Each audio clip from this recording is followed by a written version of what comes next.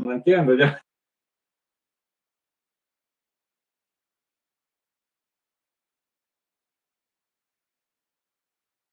All right.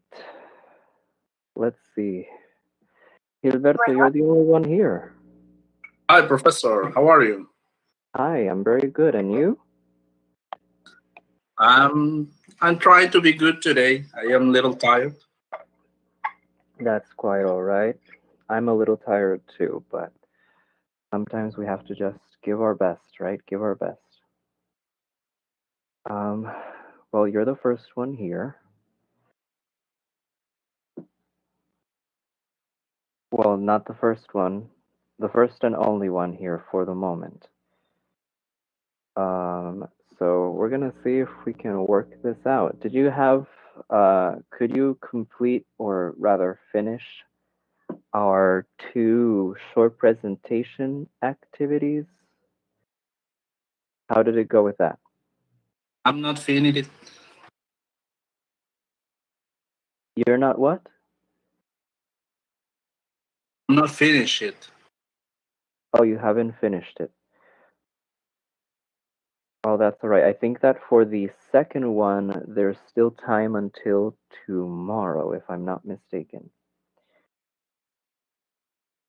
But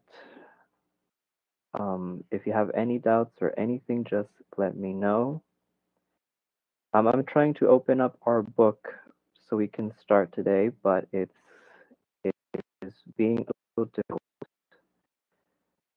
Well, not difficult, but the program that I have for PDF editing is not working today. Well, it hasn't worked in a few days. I was hoping that once I updated my computer, it would work once more, but it hasn't worked yet. So I'm going to try to edit this in Word. I don't like using Word with our books. I think it's a little informal and non-professional, but we're going to give our best. We're going to give our best. Mhm.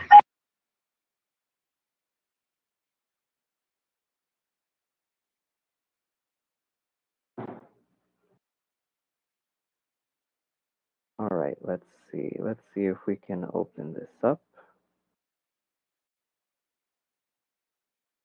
In our best interest to do so.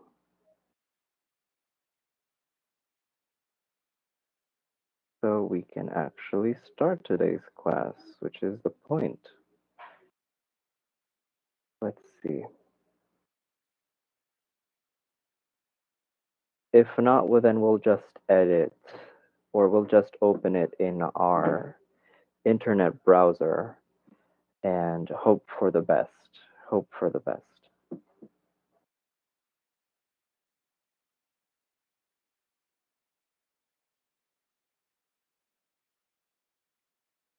All right, so let's see. Oh, we have Brian and Jason. How are you guys?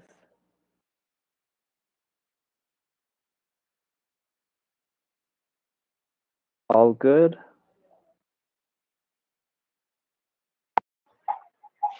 Hi, teacher. How are you? I'm very good. I'm very good actually.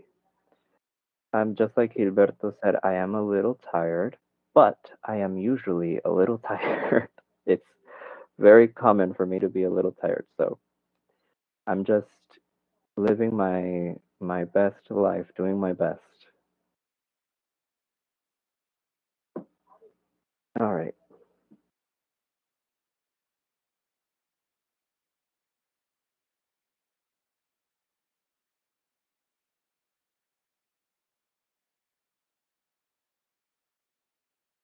Well, I'm going to open this with our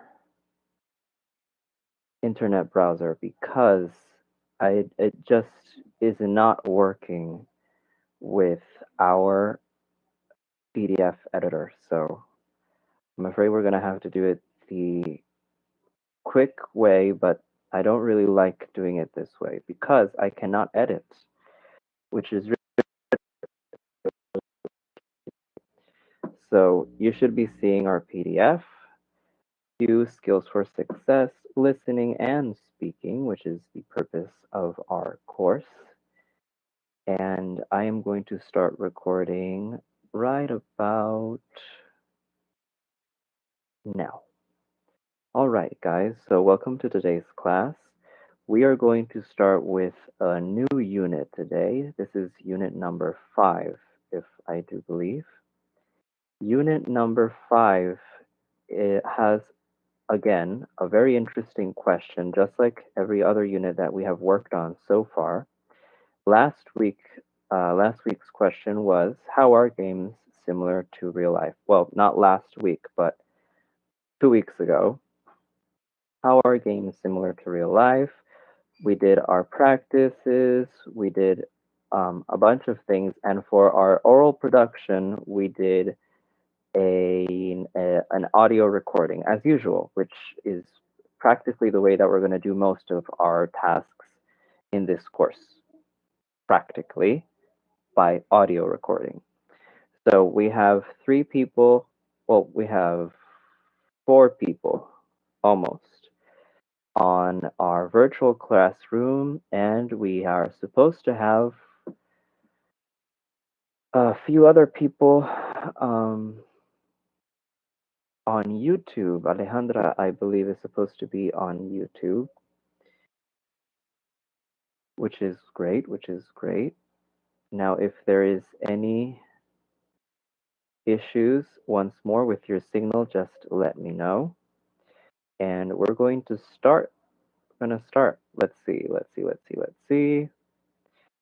So what we're going to do today the topic for this unit, is ties. What are family ties? Can somebody tell me? What are family ties? Can you translate this? Can you translate family ties? Es como lazos, ¿no? That's right, lazos or vínculos familiares. That is the topic for this unit. And we're going to be looking at the following aspects, or rather evaluating the following aspects in this unit as well. We're going to be listening for reasons and explanations. We're going to learn about word families in vocabulary. We're going to work on auxiliary verbs in questions. This is for our grammar. We're going to work on our intonation in questions with or.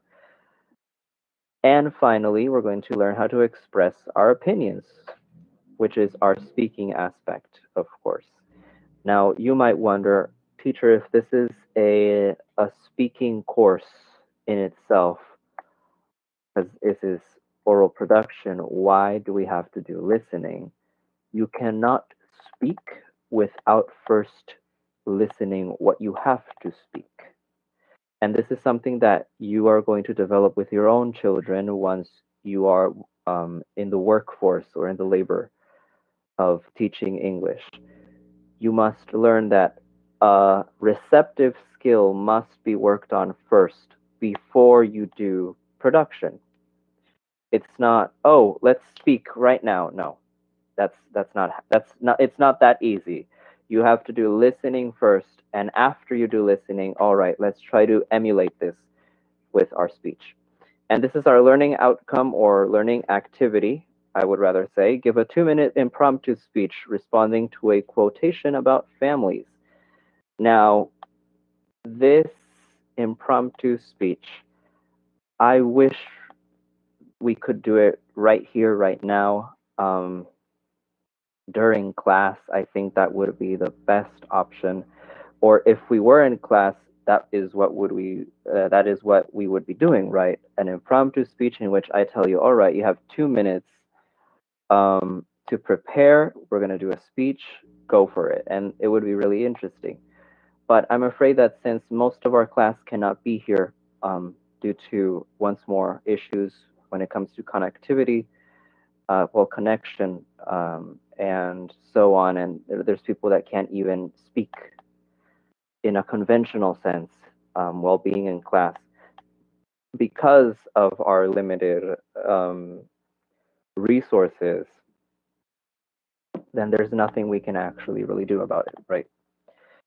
So we're going to do a speech, but I'm afraid it's not going to be impromptu. It's not going to be impromptu. It is going to be a speech, though. It is going to be a speech. Teacher, what is the difference between a speech and a presentation? Well, the difference is that in a presentation, you are given a set topic, and with that set topic, you can actually talk about many aspects that you find while doing research. But in a speech, it's more of your personal opinion based on a random topic that might be given to you very close to when you have to present. So let's say we are doing an impromptu speech. I would give you a quotation right now, and I would say, 5 minutes, prepare your speech. And you would have to speak in your own words and in your own opinion about whatever topic he said what we were discussing. The question that we're going to discuss is, what does it mean to be part of a family? Now, again, these questions, we're supposed to discuss them rather quickly so we can move on to our actual material. What does it mean to be part of a family? Well, in my personal opinion, I'm going to answer this first. I think that being part of a family means that you share love and interest with each other, despite maybe not sharing blood, if that might make sense. I think that to be a family, it is not necessary to share blood. I think a family member could be a friend, or what you would consider a friend, right? Or someone who's really close to you, but not necessarily part of your lineage or bloodline or whatever. And I ask you now, in your opinion, what does it mean to be part of a family? What do you think?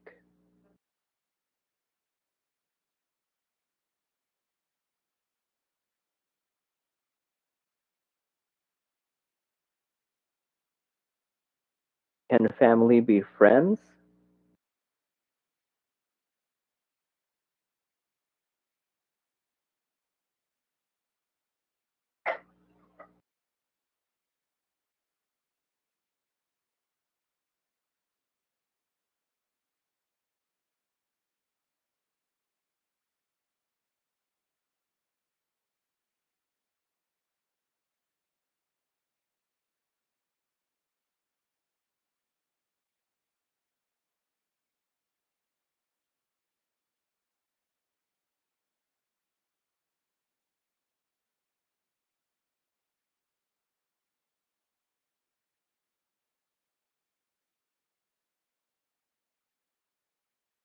Okay, Gabby's writing. That's great. What do the rest of you guys think? What does it mean to be part of a family? What makes your family special?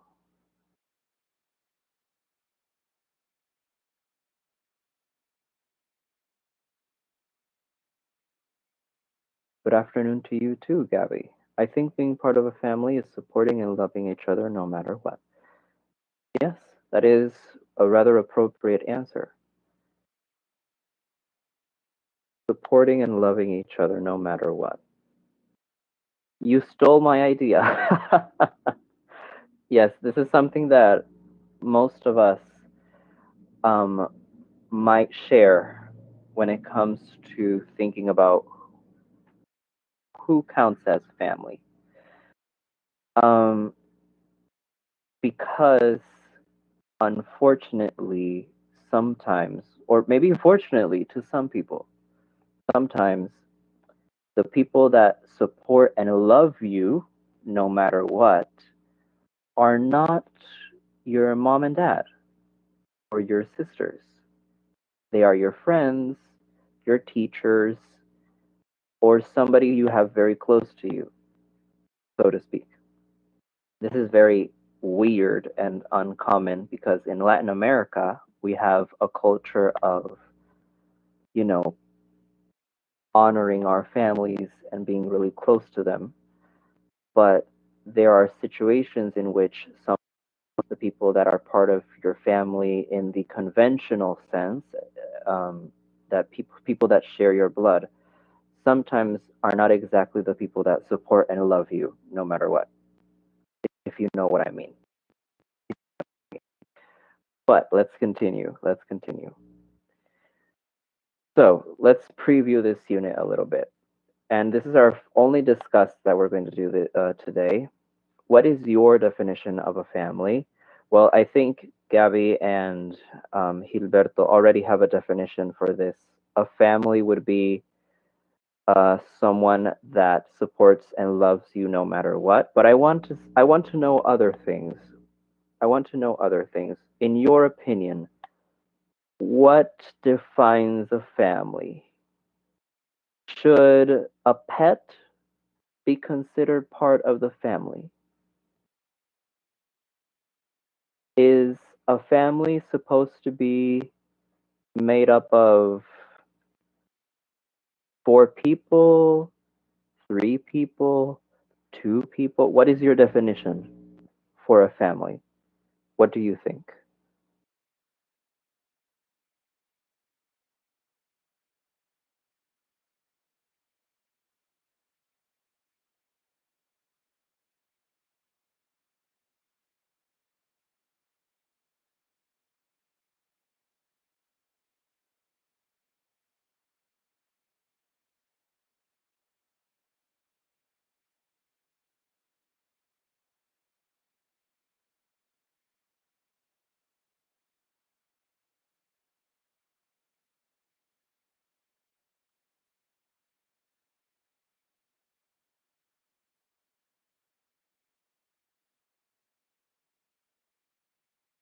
Because sometimes we might have different definitions, right?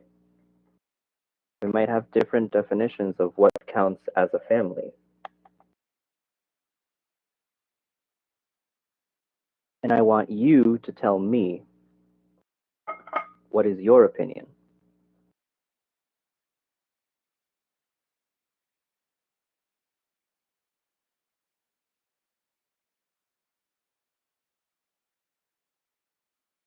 I'm going to look for our audios while you finish writing.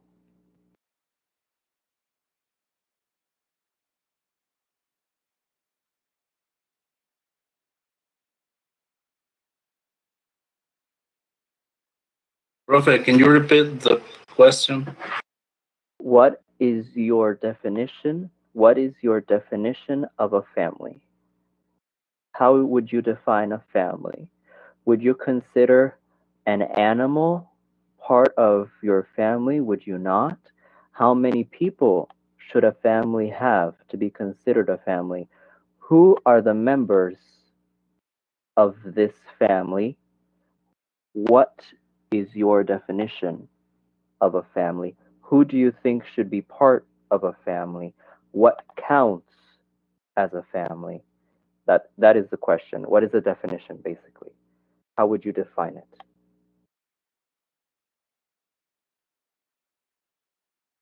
In your own personal opinion, of course.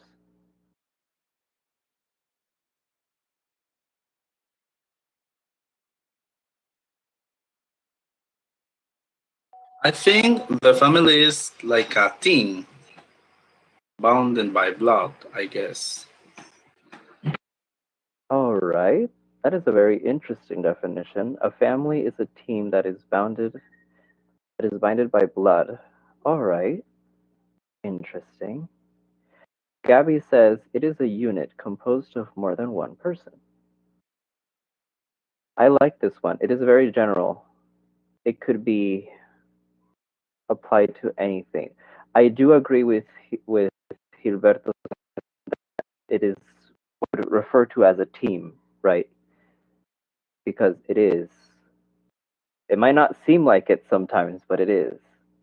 Brian, you were writing something down. What were you writing? Or did somebody else already wrote down? And in my opinion, I think that an animal can be part of the family because we can love the animals, like a pet, and I think, for example, a dog or a cat can be part of the family because family is a concept, I think. Yeah, I agree with you, Gilberto. I agree. Exactly. An animal can be perfectly considered part of a family because, like Gabby's definition states, a unit that is composed of more than one person or animal, maybe. If we could accommodate it to that fashion, then of course we could consider an animal part of a family. In my case, we have a zoo.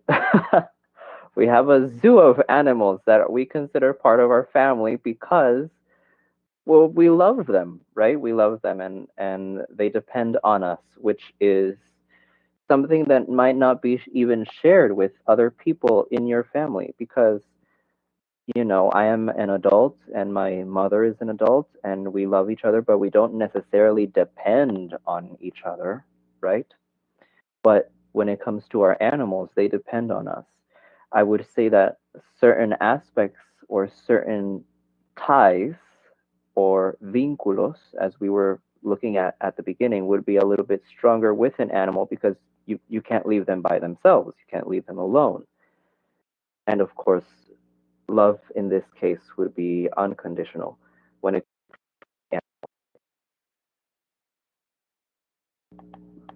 which would only make this concept stronger.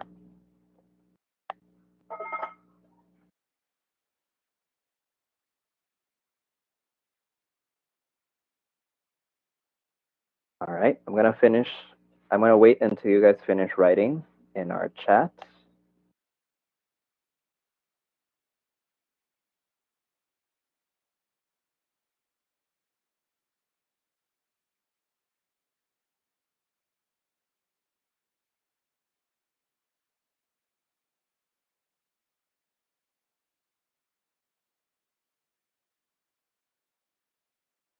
And while Gabby and Brian finish writing, I would like the rest to think about our next question, which is which members of your family influence your life and how? All right, let's look at these messages. Okay, Brian says, I even consider close friends like a part of my family. Yeah, sometimes people who are people that you would consider friends act more as a family than your actual family, which is interesting.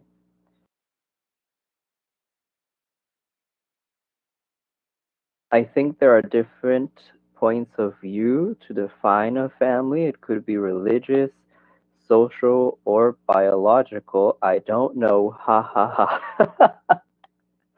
All right, Gabby. Yeah, we understand. We understand what you're trying to say. Yes, people have different perceptions as to what should be considered a family and as to how we should, define a family. And that is why the question exists. Because if family were the same to everyone, then why would we make this question? Right? Why would we ask what is your definition of a family? Why would we ask that if everyone thought the same? They don't. Everyone does not think the same. And that is why we ask this question to see what their definitions of family are. And Brian says the most important is the good moments and the support that we share together. Yeah, I agree personally. I do think that a family could be considered in different aspects and could be taken from different points of view. But, but, I do think that people who might not share your blood, such as friends, or even what we would consider things like animals, you could consider them part of your family because of what Brian just wrote down, right? Because we share moments together and we support each other. And as Gabby said at the beginning, um, being part of a family would be defined as supporting and loving each other no matter what, despite being many differences in opinion. People think differently as to who or what should be considered part of the family. I want to ask you this. Well, I'm going to answer this myself first. Which members of your family influence your life and how? Well, I want to share a little bit about myself. I actually have a small family. Well, small for Costa Rican standards. I say small for Costa Rican standards because I have friends who have a lot of brothers and have a lot of sisters, but I only have one younger sister, and I have my mom and my dad, and we're four, and that's it. That's basically it. I would say that it is a small family compared to a few other smaller. Can go smaller. Sometimes a family is only made up of three people or even two. Just like Gabby said, it is a unit. It doesn't really matter the amount as long as there's more than one person. Um, in my case, I think the member of my family that influences me the most would be my mother or my mom, because my mom has a very direct approach to life, and she um, likes to give me advice as to how should I behave, how should I act, what should I do in certain situations. My dad does the same, but he's more of a relaxed person. And well, my sister is my sister. I don't really listen to her that much because she's still a kid. But I am more of an influence to her than she is to me in this case.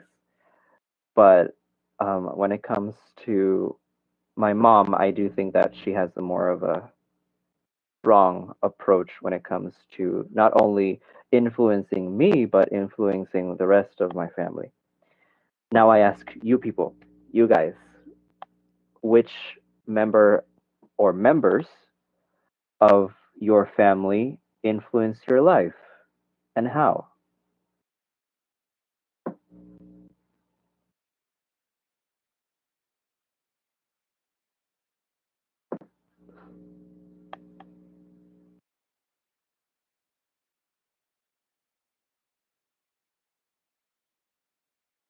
And while you think of your answer, just like we discussed previously, family can be made up of people who don't share your blood, right? They can be friends, they can even be a pet or something else. So when I ask which members of your family influence your life, remember it is your Hola, definition. profe, buenas tardes, me logré conectar, perdón que lo interrumpa. Hello, no, don't worry, Maria. Yeah, I saw your message, but I was like, no, I'm going to give a little chance because I'm sure Maria is going to be able to connect in a little bit. Bueno, gracias, profe. Sure. We're just discussing this, well, the second question that you have on screen, which is, which members of your family influence your life and how? Which members?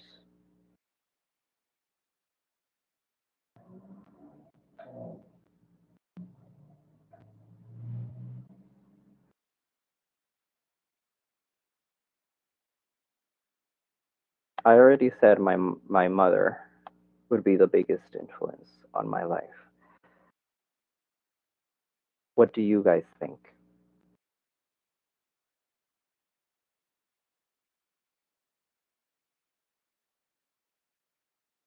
All right, Gabby says, my grandparents. I grew up with, oh, my grand. All right, yeah. I grew up with him since I was 10 years old, and he was the father I never had. Mine died when I was 3 years old. Oh, that's very unfortunate, Gabby. But once more, here is where we take our definition of what could be considered a family, and we can be, well, not flexible with it, but family is not something as rigid as sometimes some people might think it is.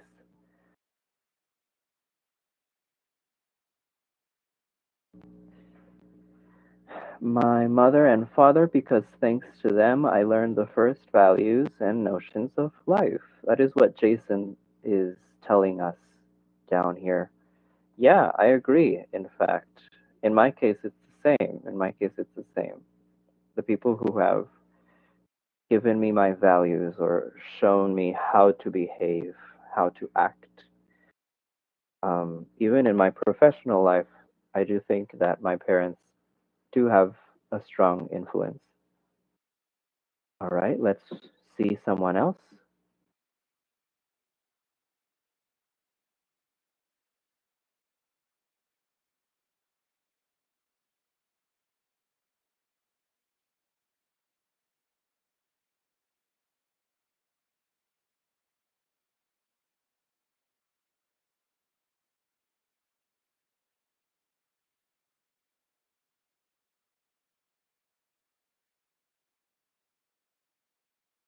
While you finish your answers, I want to show you the picture. So just keep thinking about your answers and what you're writing, but I do want to show you this picture we have here. Well, many pictures actually. We have a few. We have a few pictures. They look a little small.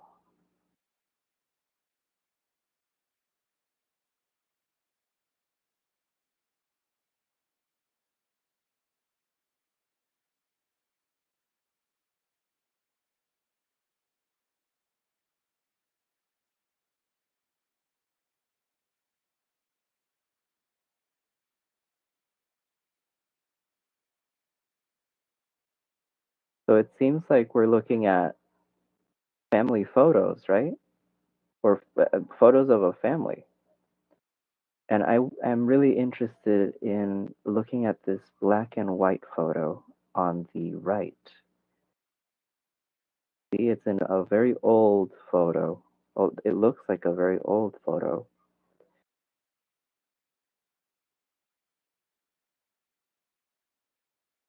I'm pretty sure all of us have family photos, or at least photos of a pet maybe, somewhere in our houses or in our computers.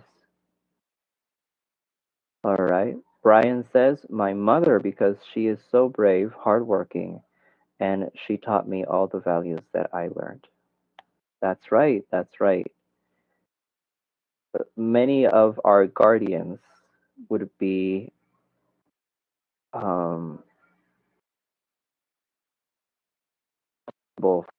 like this, responsible, excuse me, for something like this. And do you know something interesting? In the United States, we do not use the word parent or, and this is some advice that I give to you when you are working. Don't use the word parent, or if you're going to use it, use the word parent or guardian. What does guardian mean in Spanish?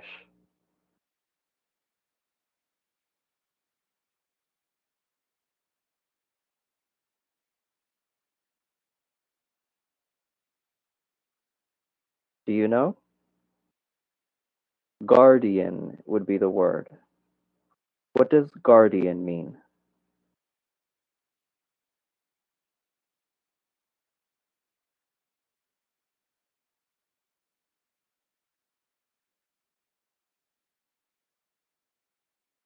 I can't write it because it is written just like how you would write it in Spanish. So I would be telling you the answer. But what do you think guardian means? What is guardian?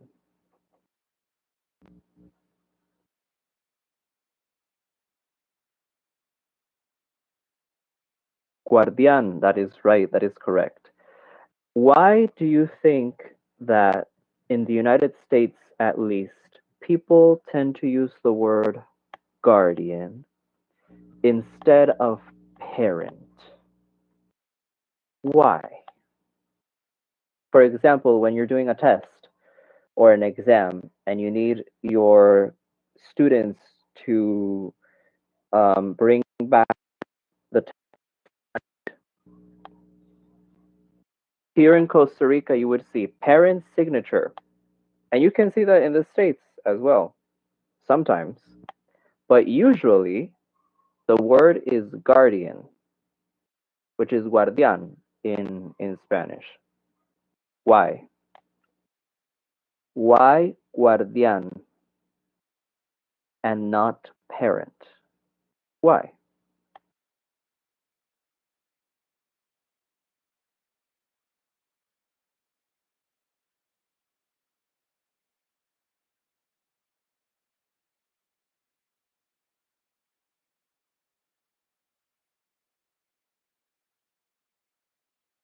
¿Por qué en dado caso se diría guardián y no padre de familia, por ejemplo?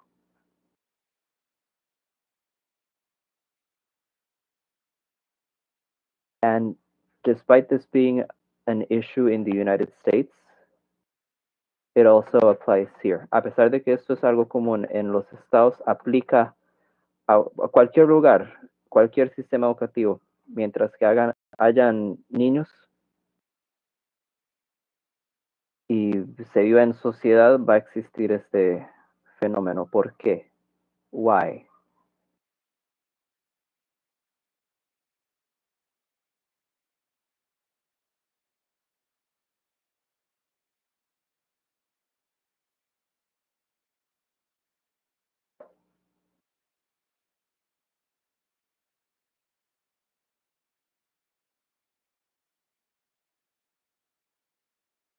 Why guardian?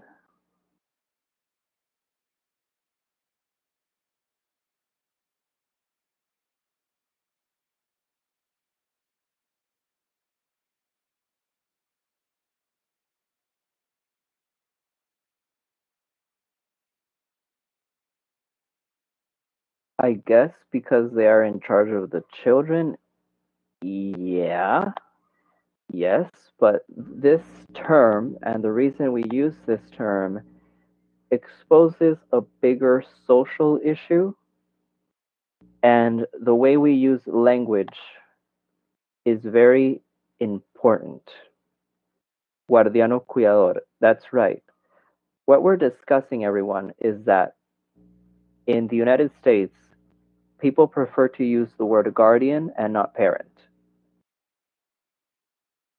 Why? Because sometimes children or our students are going to be people who are in foster care. Do you know what foster care is? What is foster care?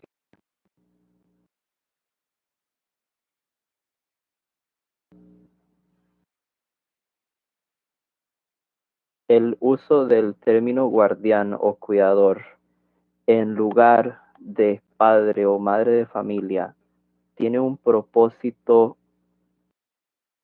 inclusivo o para antidiscriminatorio de cierta forma dentro de el lenguaje que nosotros como educadores utilizamos a la hora de pedir firmas o pedir la presencia de un encargado o encargada de familia.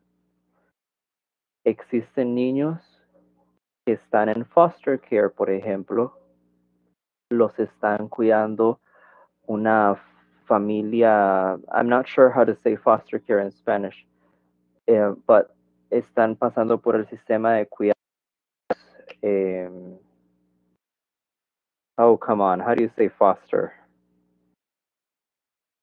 Foster, foster, foster.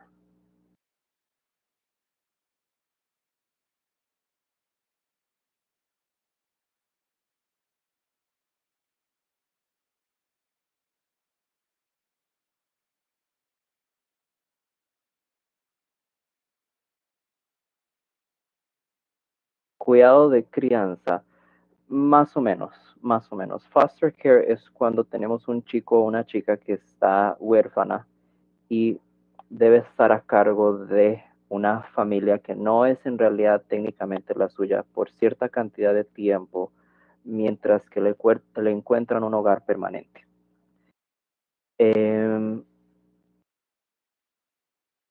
Estos niños todavía asisten a nuestro sistema educativo.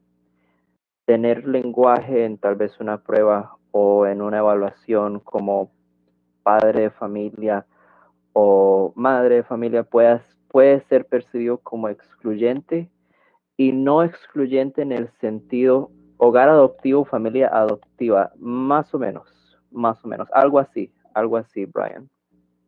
Tutor legal, por ahí. Pero es que lo que yo describo en cuanto a lo que es foster care o cuidados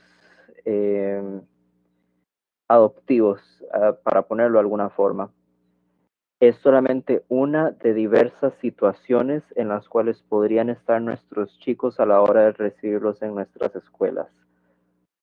La forma de nosotros mitigar el uso de cualquier lenguaje excluyente para estos niños, y no es que nosotros estamos en la obligación de, compañeros, no estamos en la obligación de utilizar términos como guardián o demás.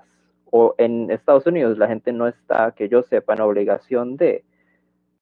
Lo hacen porque una cosa es que un chico que tal vez está en cuidado temporal adoptivo vea sobre su examen un término como padre de familia o madre de familia, y puede ser que se sienta un poco mal precisamente porque es un recordatorio más de que está dentro de una situación algo única o distinta o en una minoría en comparación a sus compañeros. Por ende, nosotros el lenguaje que utilicemos en nuestras pruebas, sin importar si es en español o en inglés, debe reflejar una consideración a personas o a niños que tal vez se encuentran en un sistema de adopción temporal, por ejemplo, que sería el foster care, o niños que pues no viven en una familia convencional como nosotros lo tendríamos previsto, ¿verdad? O de acuerdo a nuestra definición de familia. Utilizamos el término que encapsule a todos nuestros niños sin excluir a nadie. Y de nuevo, esto es una decisión que nosotros individualmente como docentes tomamos para hacer que nuestra experiencia como profesor sea lo más inclusiva posible.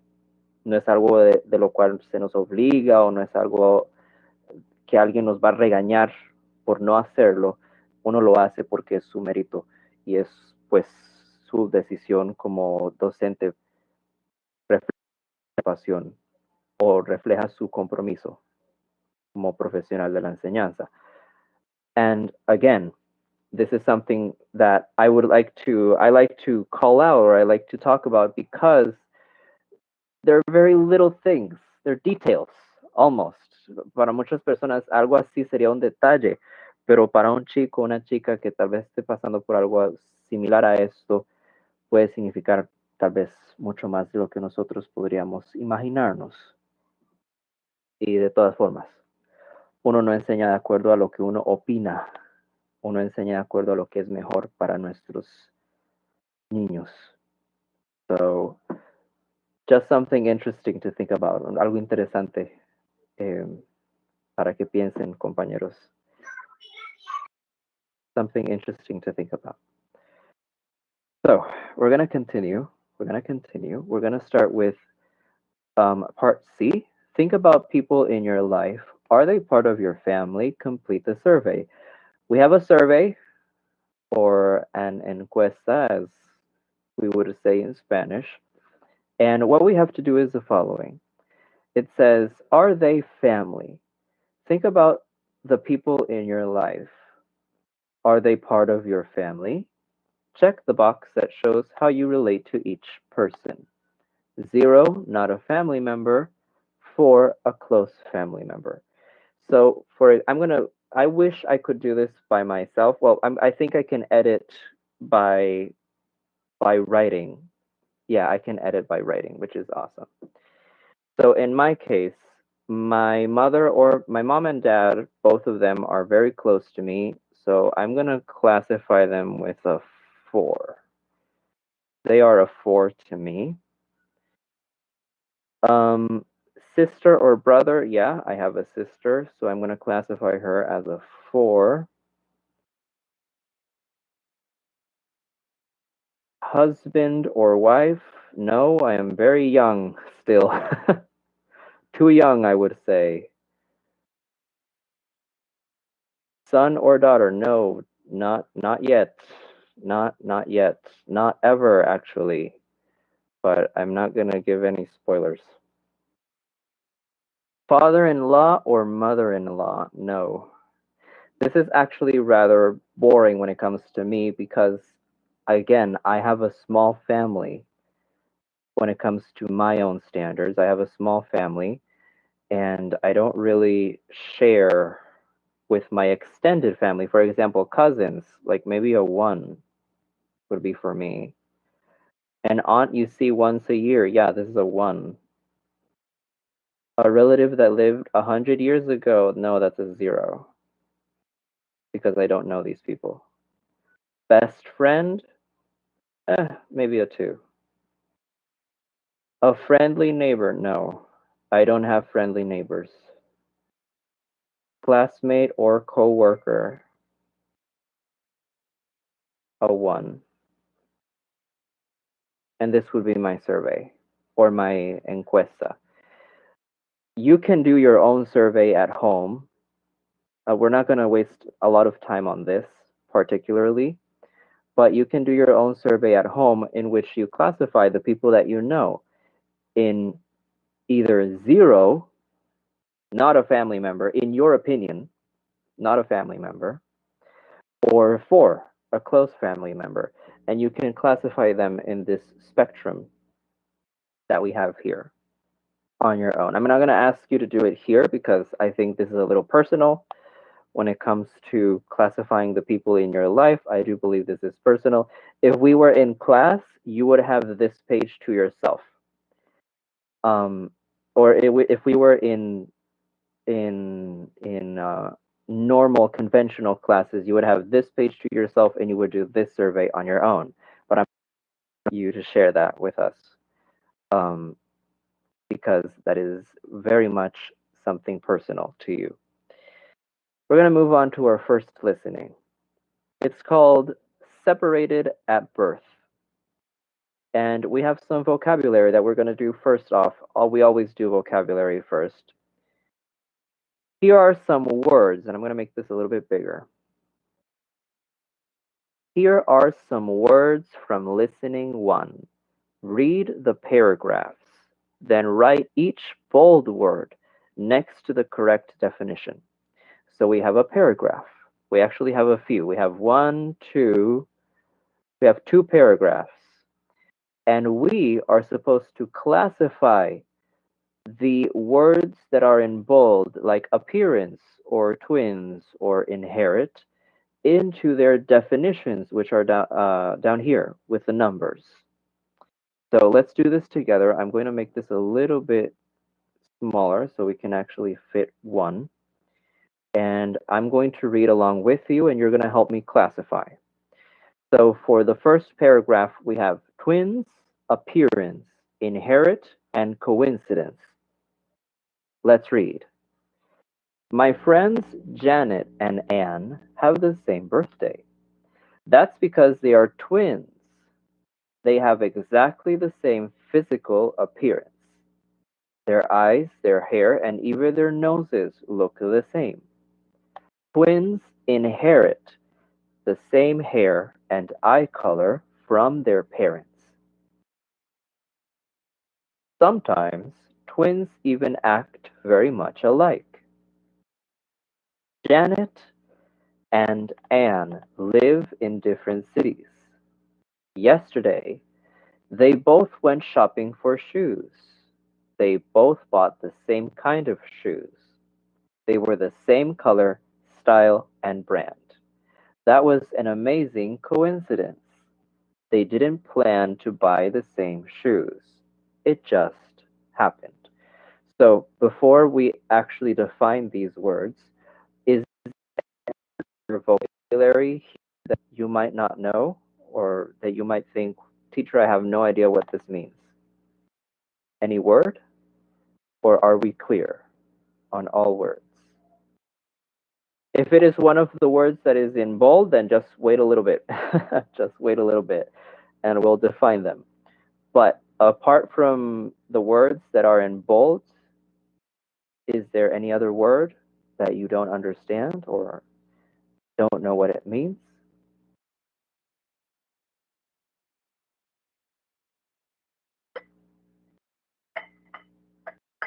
Nope. All right. Then let's define our four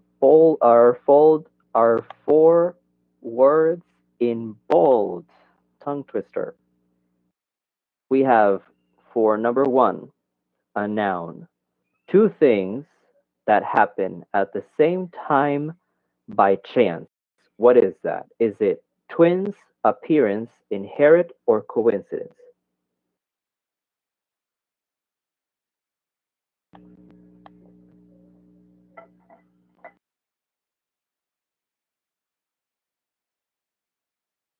Let's see, let's open this chat. Coincidence, you are right, Brian and Crystal. And Gabby, coincidence, when two things happen at the same time by chance. Number two, the way someone looks. What is that?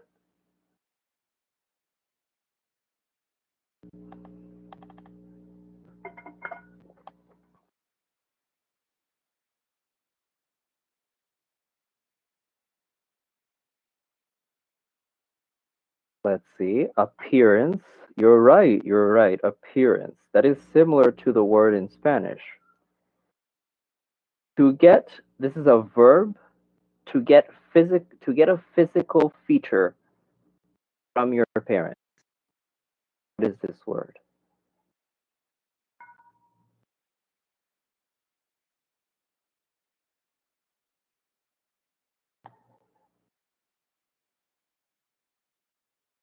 Inherit.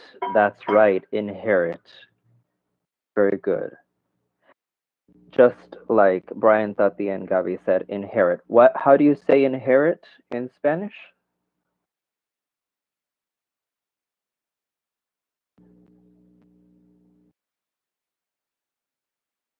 That's right. Very good, Jason. Just like that.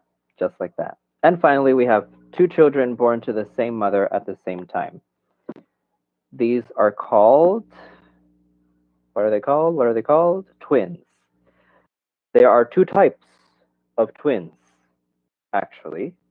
We have twins that look the same and twins that don't look the same. I don't remember what the term exactly was, but just because two people are twins doesn't necessarily mean that they look the same. No. Sometimes they do, sometimes they don't. I don't remember how that happened or what the difference is in the process, but sometimes you can have twins that look the same and sometimes twins that look different. That depends. Let's read our second paragraph. Paragraph number 2. I believe that is a Korean name. Yonghwa's parents died when he was young. He didn't have any close family members to live with, but a nice family decided to adopt Yonghwa. At first, it was difficult for Yonghwa. It took a long time for him to fit in with his new family. Now he is just like the other children in the family. Yonghwa looks like his biological father, but father. For example, he has a tendency to move his hands when he speaks. His adoptive dad has this habit too. All right, and we have four terms. We have adopt, fit in, biological, and tendency. And the first word that we are supposed to define is a noun, and it is the way someone usually acts out of habit.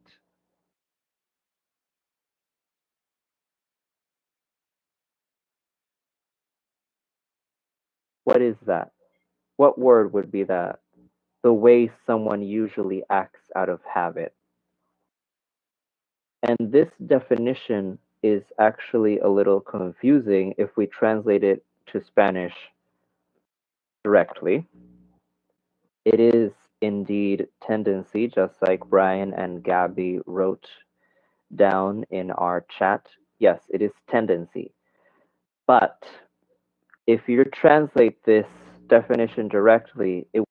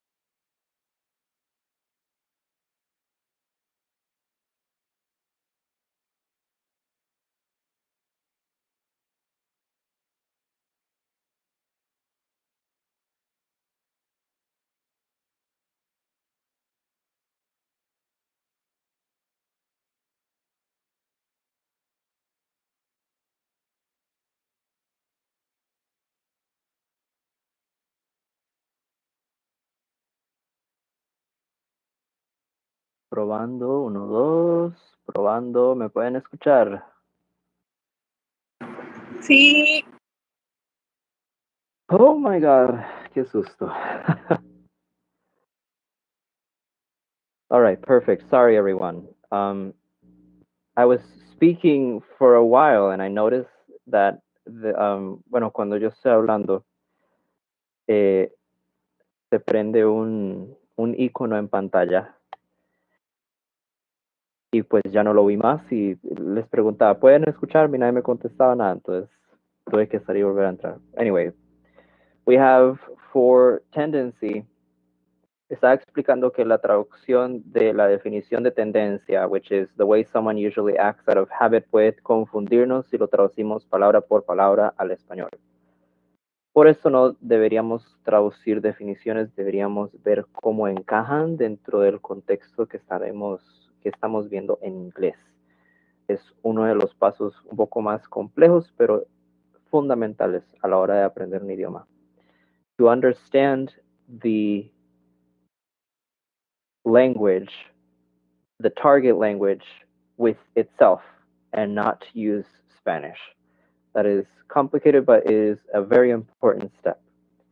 All right, definition number 2, a verb. To raise a child who is not your own.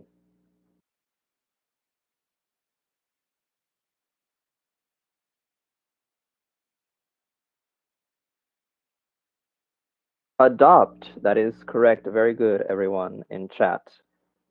Adjective, related to someone by blood, like a parent or like a parent and a child. What term would this be?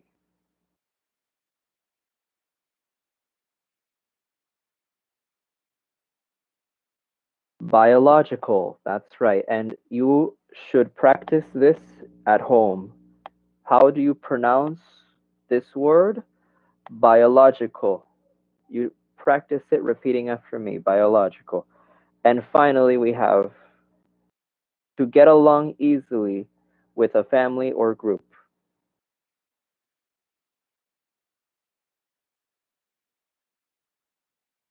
Fit in.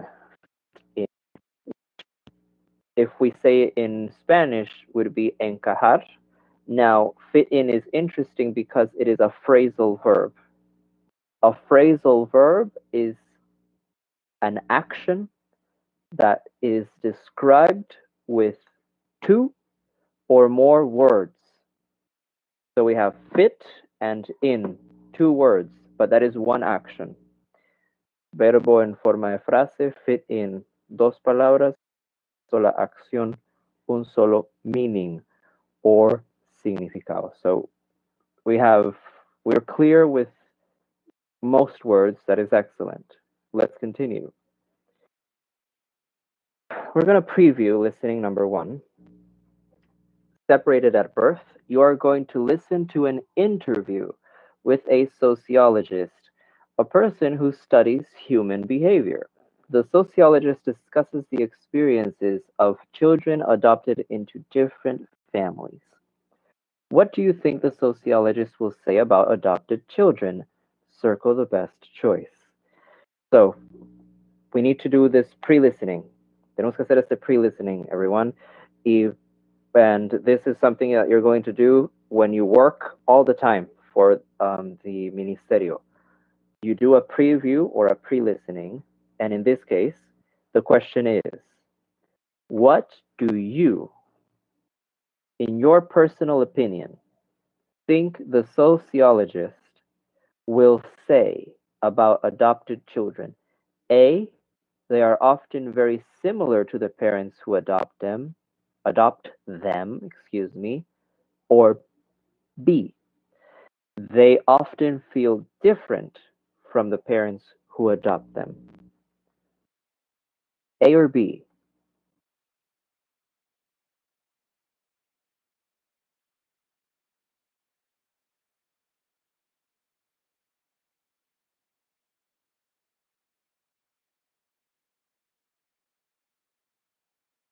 ¿Qué pensamos que va a decir ese sociólogo sobre los chicos que son adoptados?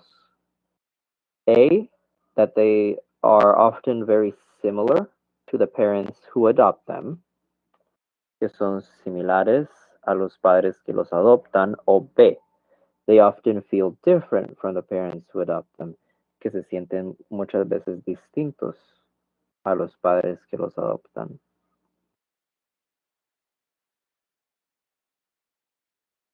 Okay, Maria says A, Brian says B. Interesting. Very interesting. Very, very, very, very interesting. Tati also says B. Well, let's listen. I'm going to continue to record. All right, everyone. We're going to first listen for main ideas right down here. Listen to the interview, circle the correct answer. And how many questions do we have? We have 4 questions. All right. Pretty simple. So let's pay attention, everyone.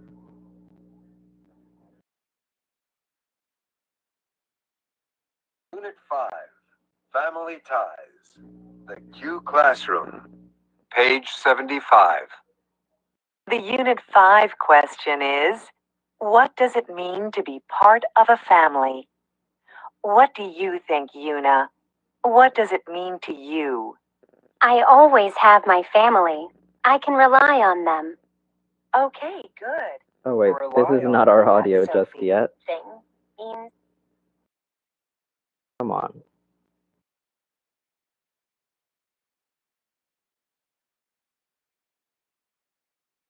Alberto says B for our preview. These separated.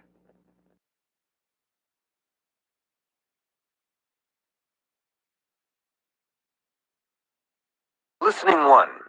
Separated at birth. Listen for main ideas. Page 78. We hear a lot these days about the question, what makes us the people we are? Are we just born to think and act in certain ways? Or are our personalities formed by the influence of our families and events in our lives? Or is it a little of both? Those are interesting questions, and there are no easy answers. Here's a case that might give us some ideas. It comes from a book called Stranger in the Nest by David B. Cohen. Cohen writes about a man who was adopted as a baby. I don't know his name, but I call him Frank. Frank lived with his adoptive parents, brothers, and sisters for years and shared their experiences. But he said that he always felt that he was different, that in some ways he didn't fit in. Why? Well, for one thing, he didn't look like the other people in the family. He also liked to do different things. For example, he liked to fix electronic things. His adoptive parents, brothers, and sisters did not have any interest in electronics. I know what you mean.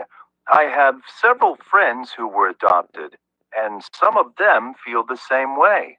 But, others don't feel that way at all. Yes, of course, each person is different. Anyway, in this case, Frank eventually met his biological family. He heard that he had 2 brothers, and they were interested in electronics as well. Meeting his biological family helped him understand himself better.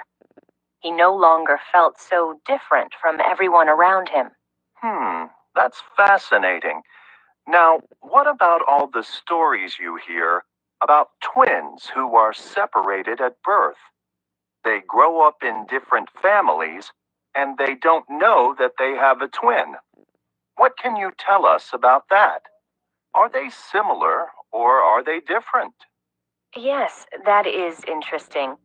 Cohen tells of one of the most famous cases in his book. It involves 2 men, Jim Springer and Jim Lewis. They were twins, but they were adopted into different families at the age of 1 month. Neither man knew he had a twin. The twins met for the first time when they were 39. I'm sure they were shocked to learn they had a twin. What did they learn about each other? Well, they were very similar, both in the physical appearance that they inherited from their biological parents and their personalities. They both liked math and making things out of wood. But there were even more amazing coincidences in their lives. They both married women named Betty. They both had pets named Toy. The list of coincidences goes on and on. That is amazing. I can understand that they looked alike and had similar personalities, but their wives and their pets had the same names? How can you explain that? Well, we can't, really. Maybe that was just a coincidence. Stories like these are interesting, but one story, or even 10 stories, isn't enough for scientific evidence. However, in my view, these stories show that we are born with a tendency to have a certain personality or to like certain things. All right, I think that's it. Let's do each question, everyone. So the first question asks, what does the sociologist say about adopted children? A. Adopted children sometimes feel different from the people in their families. Or B. Families have no influence on the children they adopt. A or B?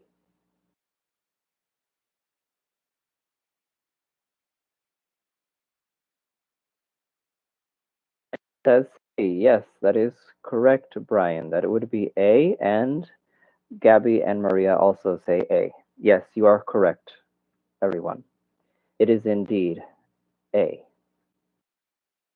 Because in B, it doesn't, they never said that families have no influence. They didn't say that. It was never something that they said.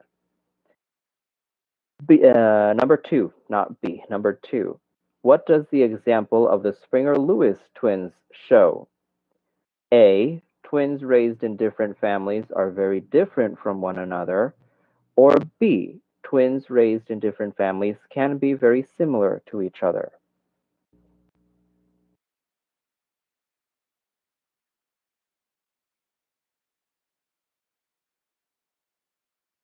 All right, we have Brian and Gabby. They say B. You are correct. You are correct. I believe the example was that both people, or well, Springer and Lewis, they shared interests despite not knowing each other, and many other things that sometimes could be considered coincidences. How can meeting biological family members help adopted people? A. It can help them understand themselves. Or B. It can show them what they like to do.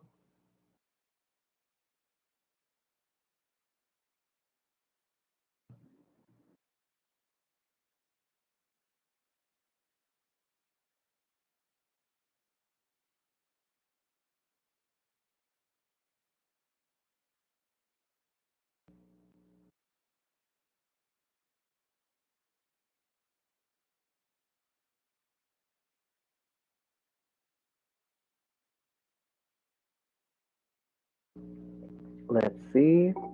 Gabby says, hey, yeah, you're correct, Gabby.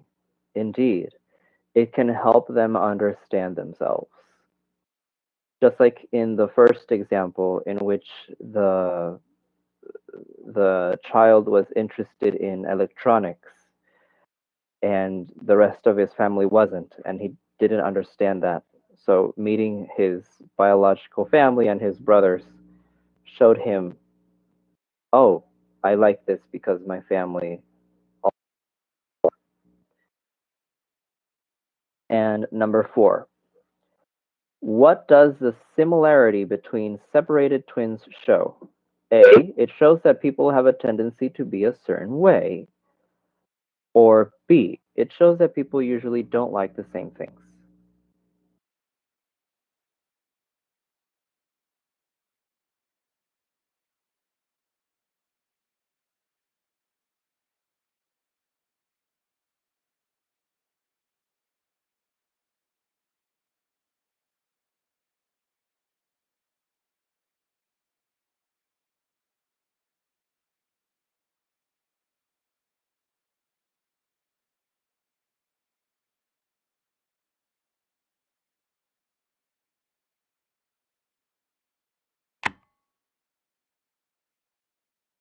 All right, everyone is saying A. You're correct. Okay. I'm not sure why the virtual classroom keeps kicking me out. But yes, indeed, it is A. It shows that people have a tendency to be a certain way. Like Springer and Lewis, they were very similar, despite not ever meeting each other or knowing each other until they were 39. They were similar. We are now going to listen for details, everyone, and we have 8 questions. And let's see if we can make this a little smaller to see if we can actually fit these 8 questions in one go.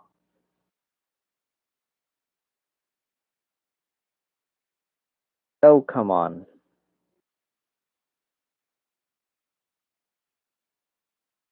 Okay, so our 8 questions go like this.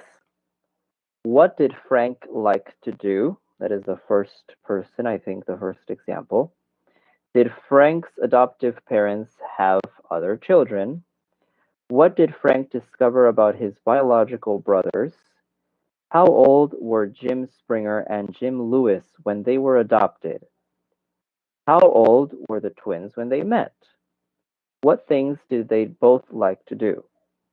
What was the name of the twins' wives? And what did they name their pets? So we have to answer those 8 questions, and we're going to listen to the audio one more time.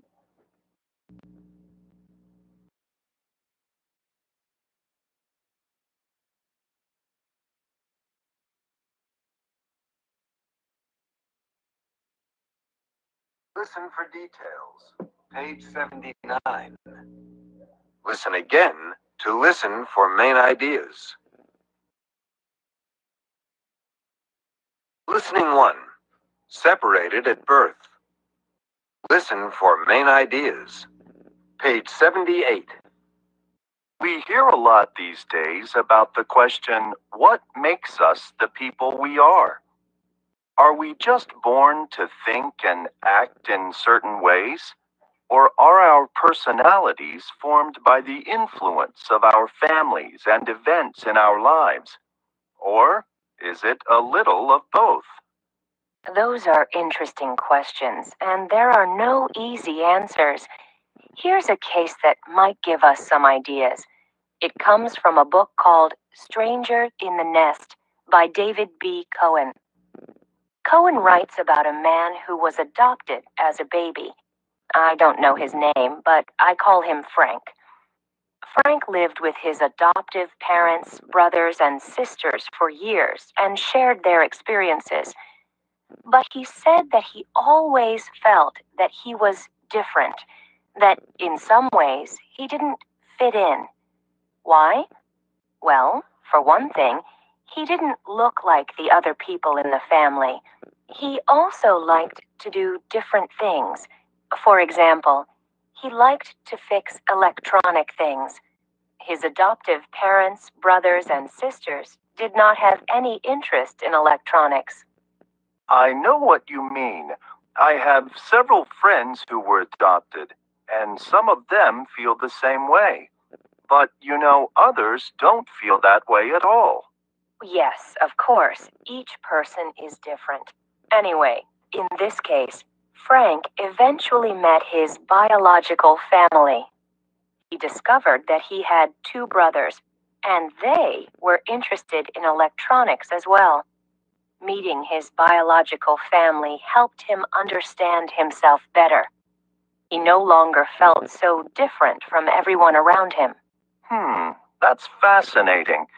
Now, what about all the stories you hear about twins who are separated at birth?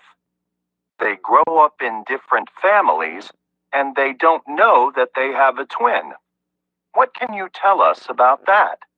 Are they similar, or are they different? Yes, that is interesting. Cohen tells of one of the most famous cases in his book. It involves 2 men, Jim Springer and Jim Lewis.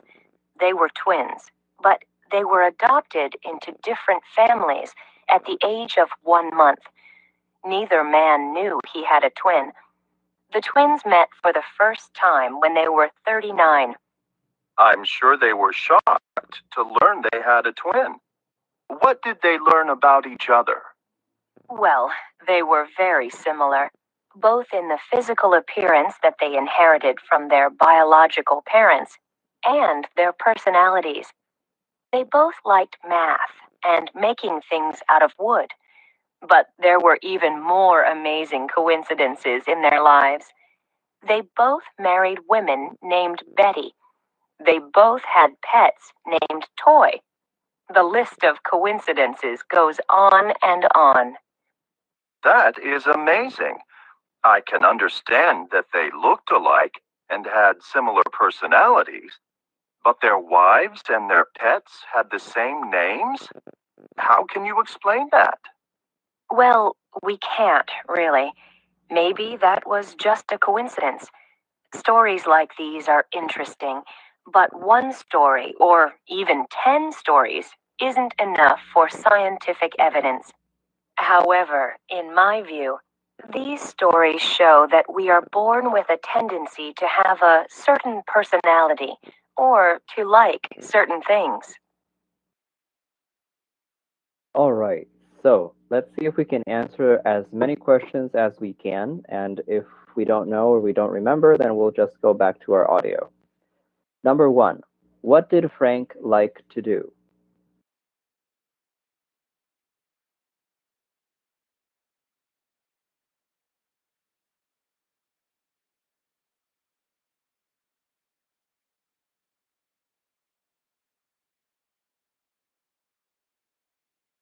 Electronics. That's right, he liked to do electronics. Did Frank's adoptive parents have other children?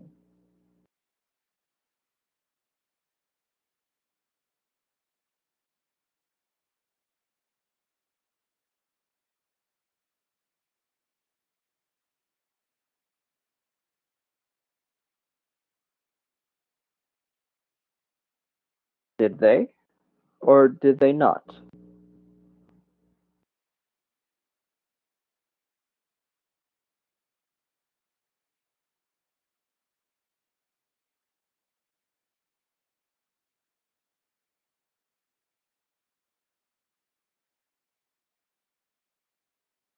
Yes, they did. Yes, they did. They did have adoptive, they did have other children. What did Frank discover about his biological brothers? They liked electronics as well. That's right. How old were Jim Springer and Jim Lewis when they were adopted? How old were they?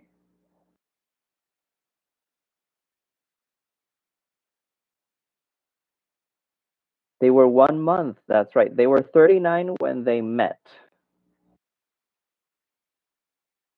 They were 39 when they met, and they were 1 month old when they were adopted. Which is the next question. How old were the twins when they met? 39. That's right, Gabby. 39.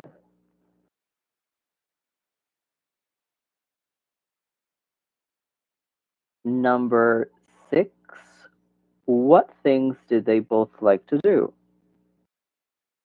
Both Jim Springer and Jim Lewis. What did they both like to do?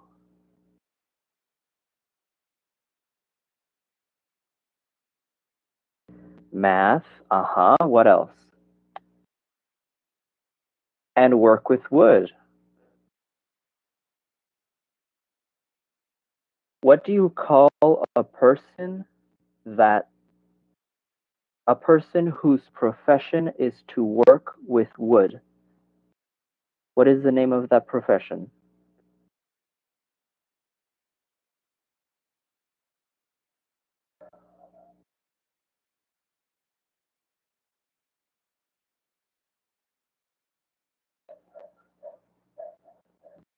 Carpenter. That's right. Very good.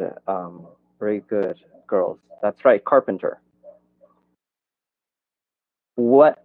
Oh, that was already asked. What was the name of the twins' wives? Because their wives were had the same name, right?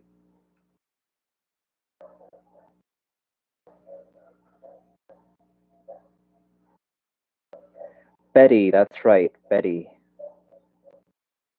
Which is a diminutive of something bigger. I'm not really sure what the full name is, but that is correct, Betty.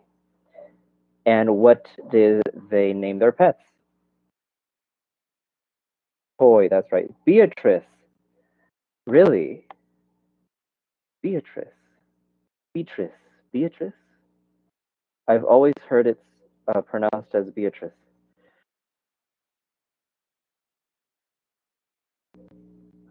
Yes, I know.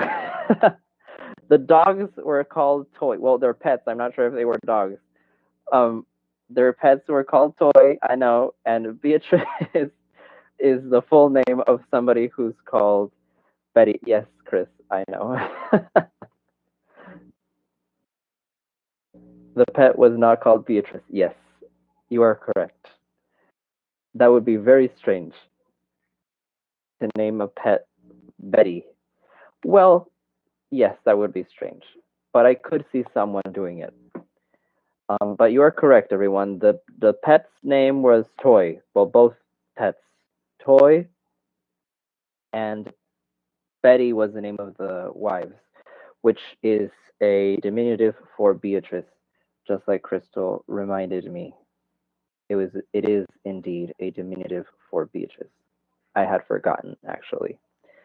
So what listening skill are we going to work on, or have we previewed with this last listening? It's listening for reasons and explanations. Now, please read this with me, and I'm going to make this a little bit bigger so as to so we can read it comfortably. Good speakers give reasons and explanations to support what they say. When you hear a speaker make a statement about something or express an opinion, it is important to ask yourself, why? Why did the speaker say this? Then listen for reasons or an explanation. Look at this example from Separated at Birth. We have a statement, tenemos un argumento. Frank said that he always felt he was different. He didn't fit in. When we hear that, it is important to not take it at face value. What does that mean? That is an idiom, actually, in English. And I'm going to write it.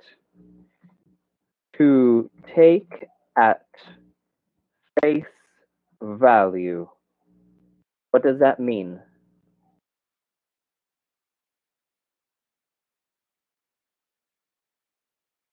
¿Qué significa este idioma, compañeros? To take at face value. Algo que nunca deberíamos hacer con lo que sea que estamos viendo, escuchando, leyendo, no importa si es informativo. Nunca debemos take anything at face value. ¿Qué significa eso?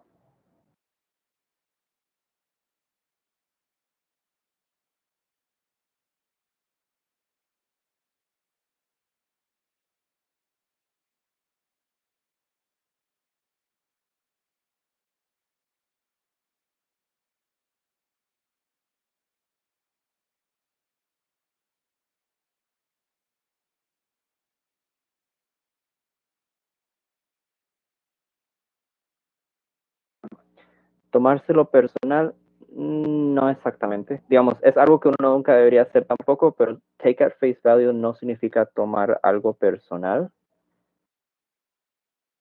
Como aceptar cualquier cosa de alguien por ahí. Tomar al pie de la letra, exactamente, Jason, that's right. Cualquier comentario, exactamente. To take at face value.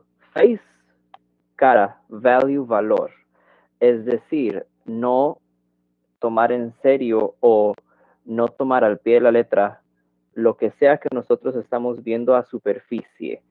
Siempre es importante hacernos la pregunta a nosotros mismos, to question ourselves, right? Porque lo que nosotros estamos leyendo en pantalla es un argumento. Frank dijo que él siempre se sentía diferente, que él no encajaba. Ok, lo que nosotros debemos hacer es, primero, no tomarnos esto al pie de la letra. Estamos en espera de que nuestro speaker nos dé reasons and explanations as to why. Estamos en espera de que el speaker nos dé razones y explicación de por qué. Y por esto digo que nunca deben tomarse nada al pie de la letra si estamos escuchando algo, inclusive si es informativo. ¿Por qué? Porque si nosotros no cuestionamos, puede ser que nos estemos tomando en serio algo que no es cierto. O que estemos malinterpretando algo, ¿verdad? We're not understanding, or we're misunderstanding, we're misunderstanding something. Estamos malentendiendo algo. Or we're listening to lies. Estamos escuchando algo que es mentira. Por esto, we question ourselves. Why did he feel different? ¿Por qué se sintió distinto? Algunas veces nosotros lo hacemos by instinct. Es nuestro instinto el cuestionarnos las cosas. Pero hay ciertas personas que tienen el instinto un poco más fuerte que otras, ¿verdad? Y sabemos que hay personas que simplemente no cuestionan nada. Y lo toman at face value. They take it at face value, como en el caso de algunas veces nuestros padres o personas que no están muy familiarizadas como con el internet y no saben exactamente bien cómo funciona. Pueden tomarse lo que sea que puedan ver as true when it is not. They take it at face value and maybe something is not true. And of course, las reasons que nos dan acá de por qué Frank dijo que se sentía distinto era, well, for one thing, he didn't look like the other people in the family. He also liked to do different things. For example, he liked to fix electronic things. His adoptive parents, brothers, and sisters did not have any interest in electronics. Entonces ya tenemos nuestras reasons, ya podemos estar en paz. Hasta cierto punto, porque no tomamos esto at face value. Nos hicimos la pregunta. O lo que dice el tip de la esquina. It says, in a conversation, look at the person who is speaking. Focus on what the person is saying. You will understand more. Esto no solamente es un consejo para comprender más, es una norma de cortesía según mi opinión personal. No me gusta para nada cuando estoy hablando con alguien y está viendo hacia todo lado o está viendo hacia el suelo. Siento que es hasta cierto punto una falta de respeto. Puede ser que algunos de ustedes estén en desacuerdo conmigo, pero inclusive tenemos aún más razón para la cual hacer esto, ¿no? No es solamente por cortesía. Nosotros, especialmente cuando estamos aprendiendo un idioma, logramos comprender más cuando estamos enfocados en la persona y lo que está diciendo, ¿no? Por eso es importante volverla a ver. Y no ver hacia un lado.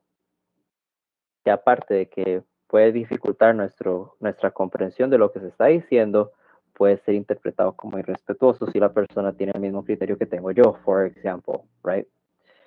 So, we're going to listen to our interview once more, and we're going to answer the questions. We have 2 questions for the interview for track 5. Listen to the interview again, answer the questions. Let me see if this is the same audio that we were. No, this is not the same audio. So I believe we're going to listen to something a little bit shorter.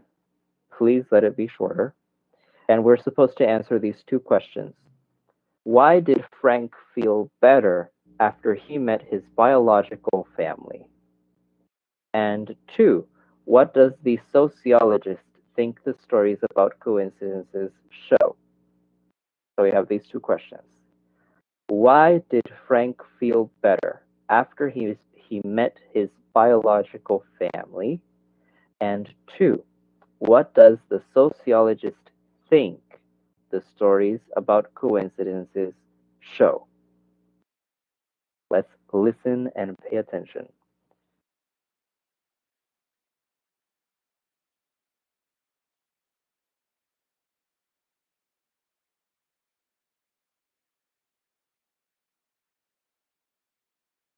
Well, let's hope this audio is repeated and I don't have to look for it. Listening skill.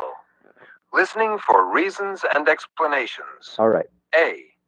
Page 80. Listen again to listen for main ideas. B. Page 80. Good afternoon, Oh, everyone. come on. I have to look for it again. This is why these audios should be available to download and not on a video. Ben, Jim's? Yes, that is. And they don't Yes, of course. have friends who were adopted, and Owen writes about a man who was adopted as a baby. Here we go. I don't know his name, but I call him Frank. Frank lived with his adoptive parents, brothers, and sisters for years and shared their experiences. But he said that he always felt that he was different, that in some ways he didn't fit in. Why? Well, for one thing, he didn't look like the other people in the family. He also liked to do different things. For example, he liked to fix electronic things. His adoptive parents, brothers, and sisters did not have any interest in electronics. I know what you mean. I have several friends who were adopted, and some of them feel the same way. But, others don't feel that way at all. Yes, of course. Each person is different. Anyway, in this case, Frank eventually met his biological family. He discovered that he had two brothers, and they were interested in electronics as well. Meeting his biological family helped him understand himself better. He no longer felt so different from everyone around him. That's fascinating. Now, what about all the stories you hear about twins who are separated at birth? They grow up in different families, and they don't know that they have a twin. What can you tell us about that? Are they similar or are they different? Yes, that is interesting. Cohen tells of one of the most famous cases in his book. It involves two men, Jim Springer and Jim Lewis. They were twins, but they were adopted into different families at the age of 1 month. Neither man knew he had a twin. The twins met for the first time when they were 39. I'm sure they were shocked to learn they had a twin. What did they learn about each other? Well, they were very similar, both in the physical appearance that they inherited from their biological parents and their personalities. They both liked math and making things out of wood. But there were even more amazing coincidences in their lives. They both married women named Betty. They both had pets named Toy. The list of coincidences goes on and on. That is amazing. I can understand that they looked alike and had similar personalities, but their wives and their pets had the same names? How can you explain that? Well, we can't, really. Maybe that was just a coincidence. Stories like these are interesting, but one story, or even 10 stories, isn't enough for scientific evidence. However, in my view, these stories show that we are born with a tendency to have a certain personality, or to like certain things. All right. I thought they were going to give us a shorter version of the interview so we didn't have to listen to the whole thing again, but I digress. We had a third chance of getting vocabulary from that interview, so that's quite all right. We just have to answer two questions this time. The first one is, why? Why did Frank feel better after he met his biological family? Why? We already discussed a little bit about this previously, but I want you to tell me why. Why did he feel better?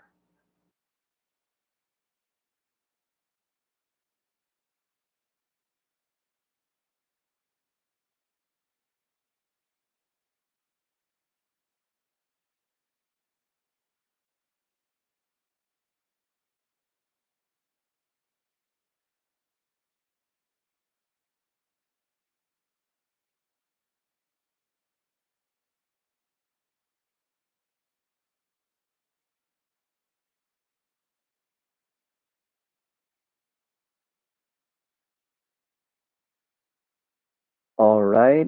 Gabby says, because he could understand and accept himself. Interesting. Let's see what Crystal writes. I want to see what Chris is going to say about this. I believe you are correct, Gabby, by the way. I believe you are correct.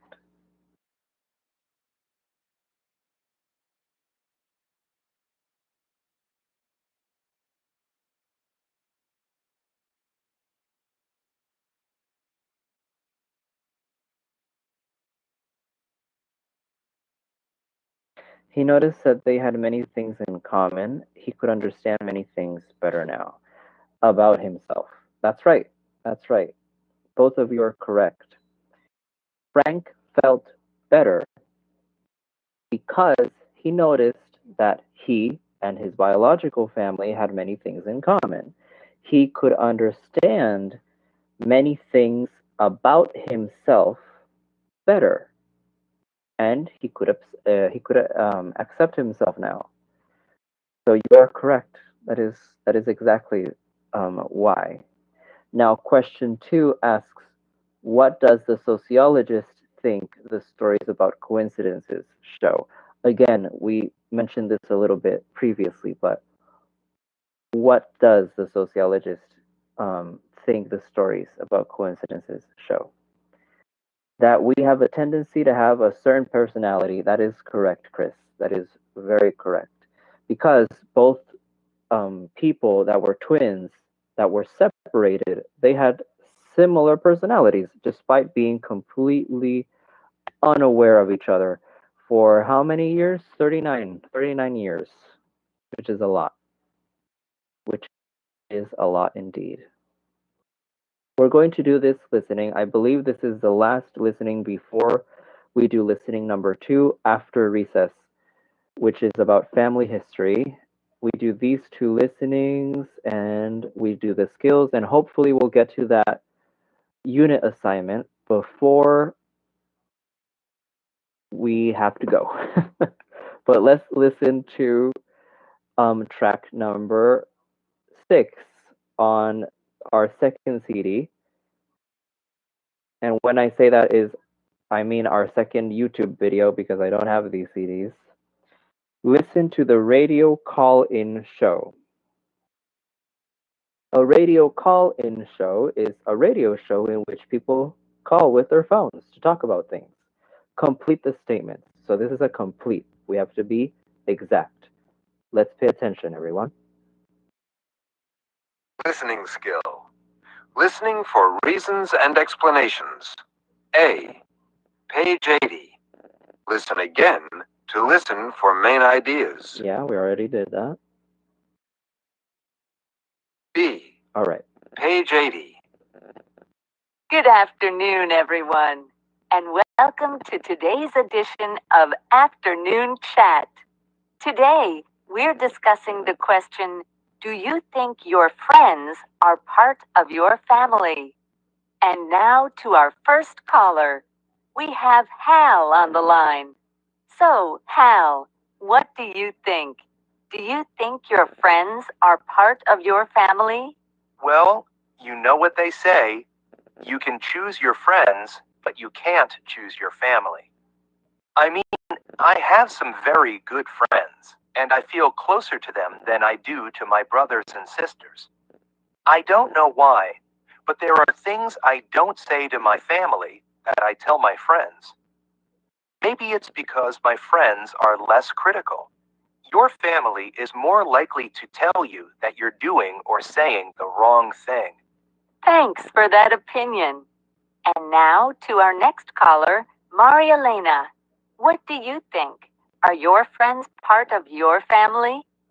Well, I agree that close friends are wonderful, but still, it's not really the same thing as being part of a family.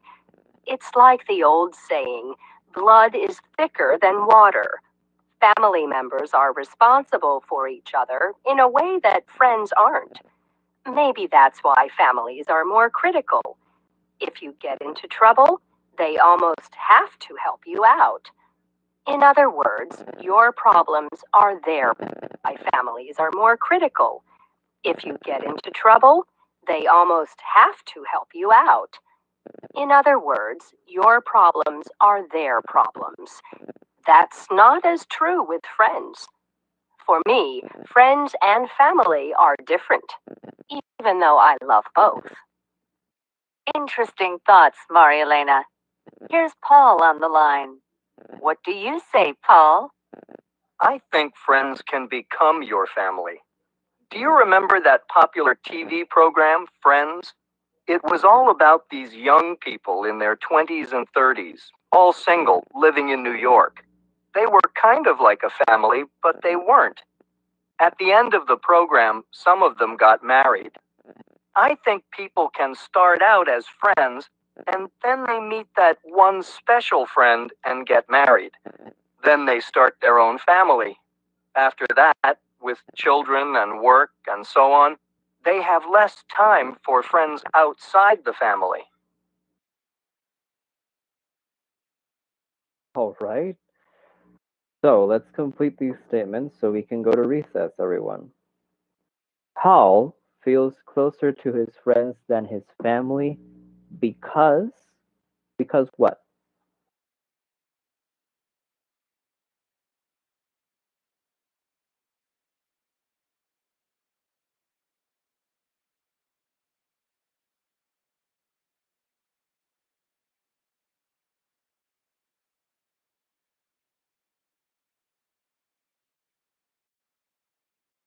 His family is more critical and judges him more than his friends do.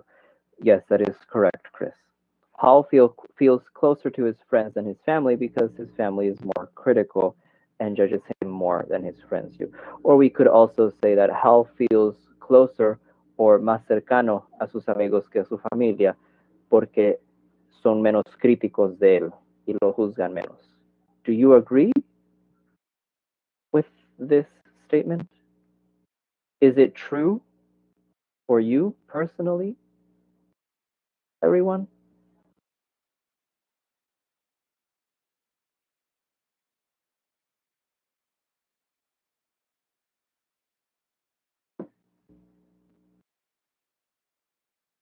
¿Qué opinan de esto, compañeros? ¿Están de acuerdo o no? Con que uno es más cercano con sus amistades porque pues no te juzgan a como te juzgaría tu familia.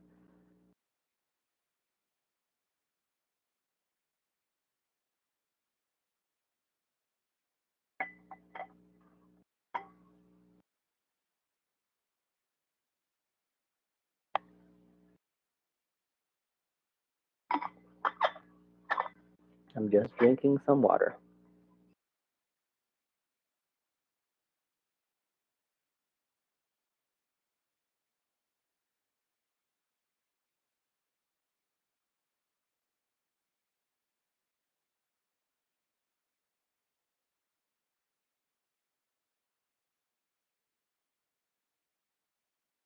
All right, let's see. Okay, Brian says that he believes it's true. Interesting. Crystal, on the other hand, says no. I'm very close to my immediate family, and they're always there for me. I think family is family. No matter how close you are to your friends, your family, at least in my case, is always there. Interesting. Interesting. So we have different perspectives or different experiences on how on how one perceives their family. I have some aunts that don't really talk to me, but when I'm in trouble or upset about something, they always reach out and ask me how I'm doing. Interesting. That is a very interesting dichotomy between what relationship one should have with their family or that some people have with their family and the relationship other people have with their family. But I guess there's a little bit of everything out there. I guess there is indeed a little bit of everything out there, or we have different ways of viewing family. I'm a little bit on the fence when it comes to this. I'm in the middle. I do think that my friends are less critical of me, but they are also less understanding to a certain degree. Like they're not so close as to me as my family is. So they might be less critical, but that also could mean that they care less. So who knows? Who knows? That's a very interesting thought. A very interesting thought. But some people do feel more comfortable with their friends than with their family, and well, um, that's their experience. In my case, I personally do, but that is a complicated way of saying it. Right, it's complicated.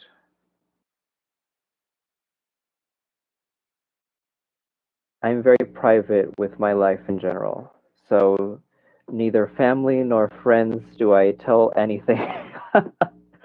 I have a similar experience to you, Chris. I have a similar experience to you. I don't feel close to anyone.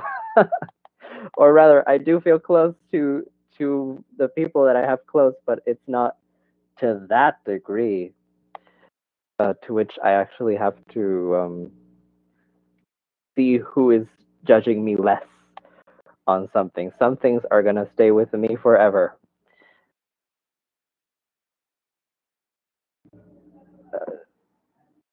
Yeah, there are things for friends and other things for family. It's different. Okay, and that is something that Maria Elena, I think, shares with you, Chris. Maria Elena thinks family members are more critical than friends because, and there was a word she used that we haven't used yet. Do you remember? This person used a word that starts with an R. Do you remember? What was that word? María Elena piensa que los familiares son más críticos de vos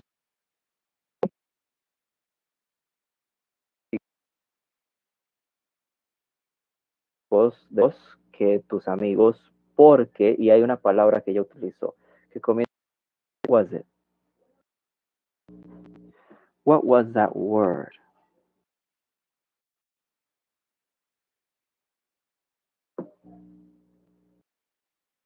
Ella usó un término.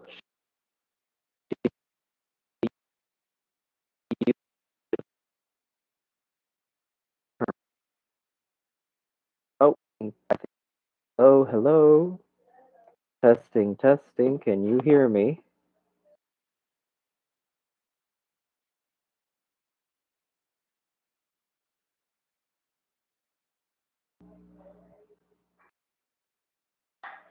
Can you hear me, everyone? All right.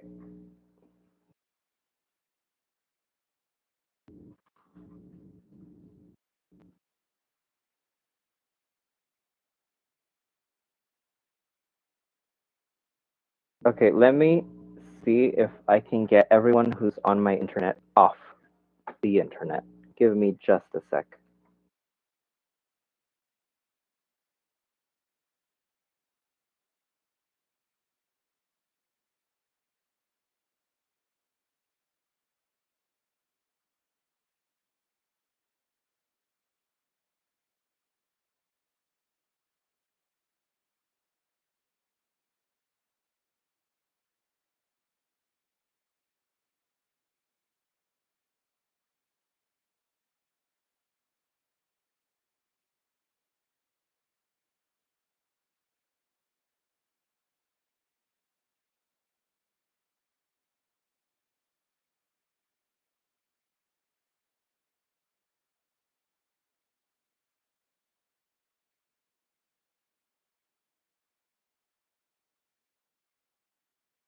Okay, it should work now. It should work. I should be clear as the water that runs through Sable River. I'm kidding. I should be clearer than that. I should sound clearer than that. Okay, excellent. Everyone, Maria Elena used a word that starts with R. Marilena nos decía que en su opinión la familia es más crítica que los amigos por algo en específico. Era una palabra que comenzaba con R. Do you remember that word? What word did she use? Real? No, I don't remember. It was actually responsible or responsable. Why? She explained that, well, I'm going to complete the sentence. Maria Elena thinks family members are more critical than friends because family members feel responsible for you to a degree.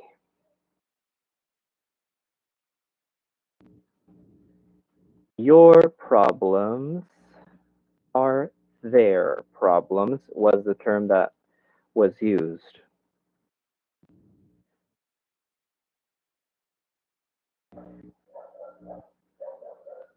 So, with this term, Mariana nos explicaba que la familia puede sentirse más crítica que los amigos porque la familia tiene un sentimiento hasta cierto punto de responsabilidad por uno, en donde nuestros problemas son problemas de ellos y viceversa, ¿no? Porque, and she said something very interesting, that is a saying, es un dicho in English. Blood is thicker than water. What does that mean? What is that? Blood is thicker than water.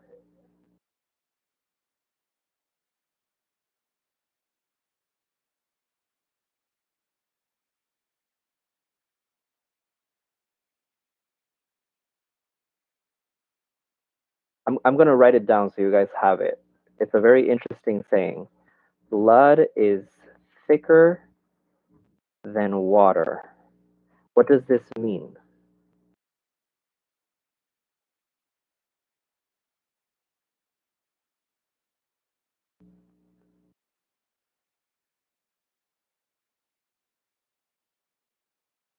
All right, Chris says family bonds will always be stronger than anything. That's right. That is right. That is right. Now, that still leads us to the question that we were answering at the beginning of class today, which is how would we define our family, right? And that many people have different perceptions as to who should count in that family bond and who shouldn't. But in essence, I do think that this difference between family and friends is indeed real. Unless you have a special or unconventional experience when it comes to your family.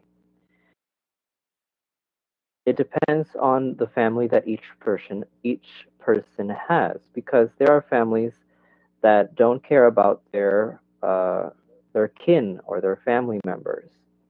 But in my family, we are pretty close. So I think that I agree. Also, sometimes we meet friends who become family, but family is family. My brother and I are incredibly close. Well, I think that this is a very interesting or an excellent example, right, as to what difference counts when it comes to family and people who don't really share your blood, which again could be different. Just like Chris says, it depends on the family you have or the experience. Just as we were talking about at the beginning, your perception of what your family should be is different for everyone. Is different for everyone.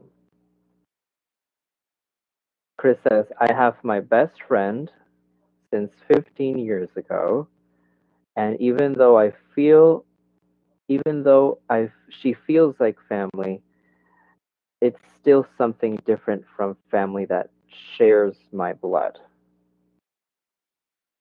or consanguinidad, as we would say it in Spanish. Yeah, I do believe I do believe it to be this way. Let's do number 3 so we can go to recess, everyone. Paul says friends can become family because why? And he gave an example with a very popular TV show.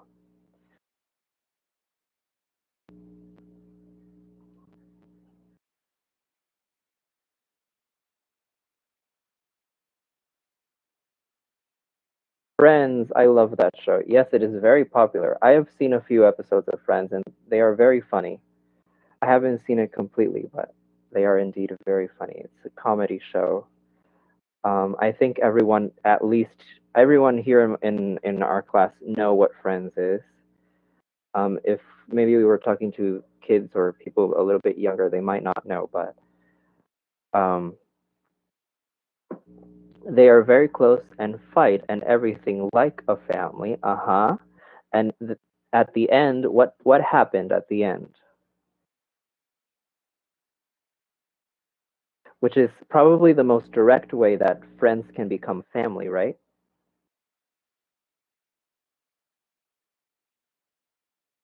They got married, se casaron, that's right. So Paul says friends can become family because you can be very close and fight like a normal or conventional family does, but ultimately you can get married with a friend and that friend becomes your family. So that is very interesting. That is very interesting. Friends can become family if you marry them, which sounds a little bit mechanical, but technically it works. Technically it works. Once more, this is not a very straightforward answer to, oh, are friends family or not?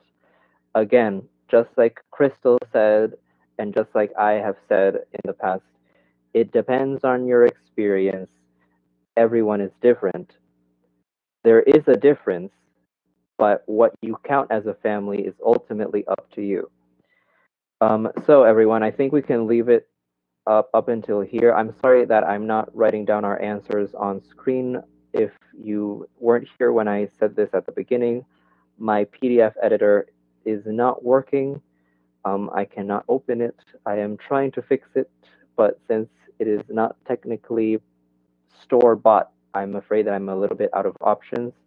So I have to look at how do I fix my PDF editor. But so far, we're just going to project, and I'll write our answers down here in our chat. If someone who is watching on YouTube, for example, needs these answers, or if they ask you, a person who is in the virtual classroom, for these answers, please help them out, since I cannot write on screen, basically. We're going to go to recess, everyone, 30 minutes, and we come back at 7:21, 7:31, 7:42. 7:42, everyone. We come back to class.